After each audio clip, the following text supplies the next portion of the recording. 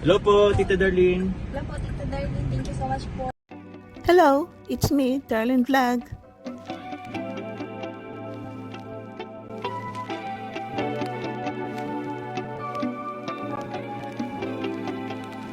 So mga kalingap, mga ka-Jomcar, mga ka-love teams dyan, kung naalala po ninyo, last week nag-live selling ang Jomcar sa Velvet Box. So siyempre maraming nag-mine. No? Itong Jomcar is marami na silang jewelry na iipon collection dahil itong mga sponsors nagmamine for Carla, for Jomar, para sa kanilang mga kaibigan, o diba po.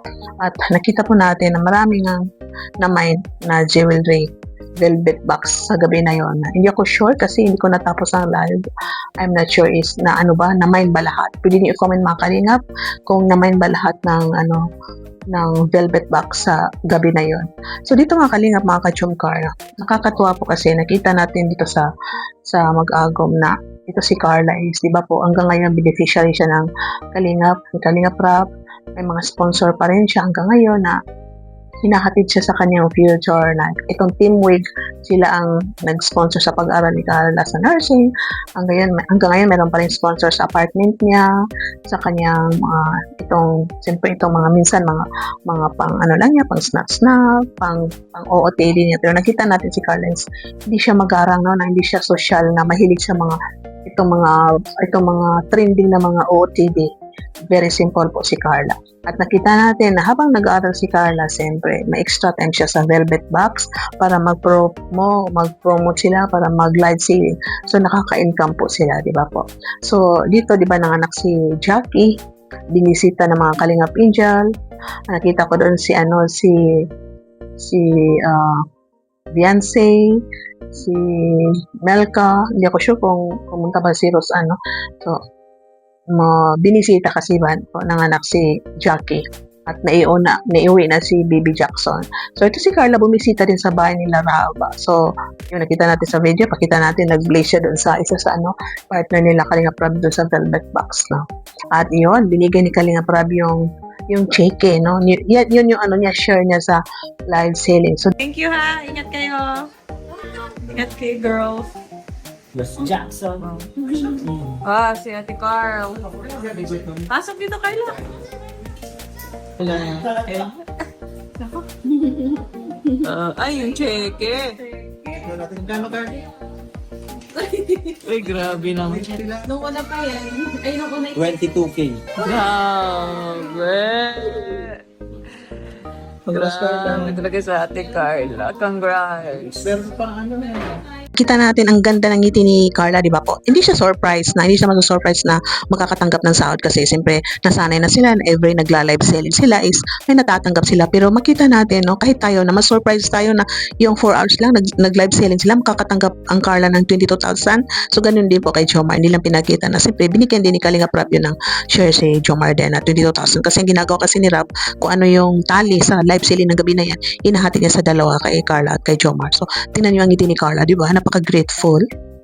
Di ba po, ang laki ng tono kasi itong mga ambassador ng Velvet Box is once a week lang ata sila, once a week kasi di ba schedule sila once a week ba or once a week sa isang buwan, sa isang linggo ang Jomcar, ang IDSI at saka itong ibang mga ambassador na pinapartner lang para matulungan yung ibang Kalingap Angels na wala masyadong sponsor.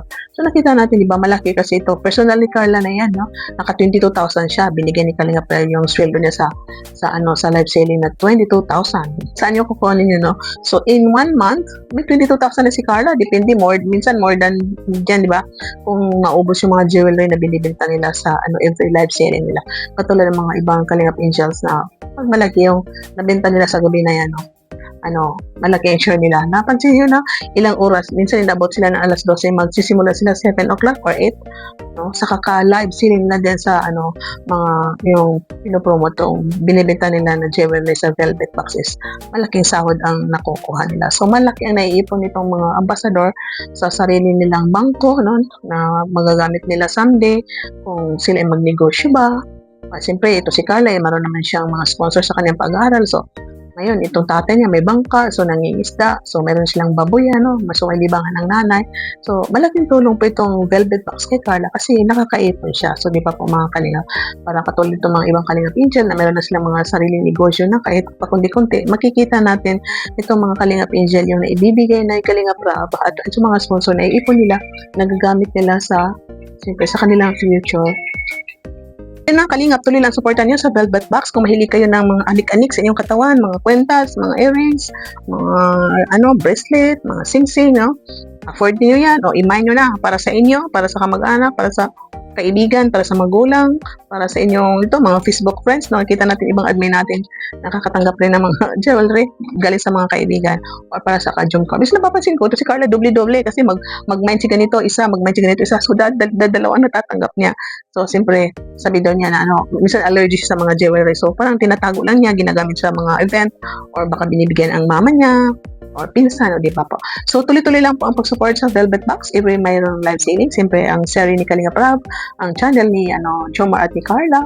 Tuloy lang po ang pagmamaraton na shoutout kay Kuya Val at Ina Vlogs Kalinga Prab at sa lahat ng mga Kalinga partners, charity vloggers, mga reactors. Shoutout sa inyo lahat and see you in my next reaction video. Bye for now. God bless at ingat kayo at good luck sa lahat at happy 52 episode, million views ang Jomcar. Thank you sa mga marathoners. Tuloy lang po mga marathon. Don't skip ads sa pagpapanood natin vlog. Bye. Keep smiling everyone. God bless.